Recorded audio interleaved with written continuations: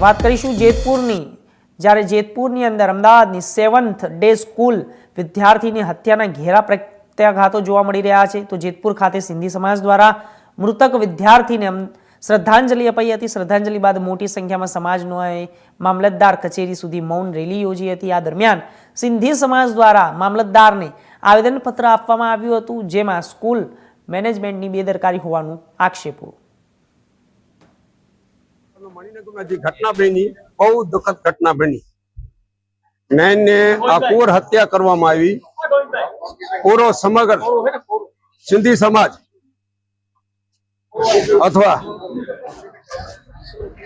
હિન્દુ ધર્મની રક્ષા માટે આ જે બનાવ બન્યો છે, અમે સિંધી સમાજ એ જ ઈચ્છા માંગી છે। જીવ એમાં સંકળાયેલા છે, એને સજા મળવી જોઈએ, એના ભેગા જીવો એને સજા મળવી જોઈએ। અને જે આ સ્કૂલમાં બનાવ બન્યો એની સ્કૂલ માથે કઈ કાર્યવાહી થવી જોઈએ, જેથી કરીને આ પછી આવી ઘટનાઓ ન બને। આ નાના બચ્ચાઓ માથે આવી રીતે બનાવ બને છે, એની સેફટી માટે આગળ જઈને એવો કઈ હોવું જોઈએ, કાયદો કાનૂન હોવું જોઈએ, જેથી કરીને આવી બીજી તકલીફ કોઈ ન પડવું જોઈએ। અમે સિંધી સમાજ ઈચ્છીએ છીએ પૂરે વિશ્વમાં આવી ઘટના ઘટી છે, બહુ દુઃખદ છે, શર્મજનક છે, અને એને કઈ વિચાર ન હોય, નાના બચ્ચાને તકલીફ પડી છે। અમે એ ઇન્સાફ માંગવા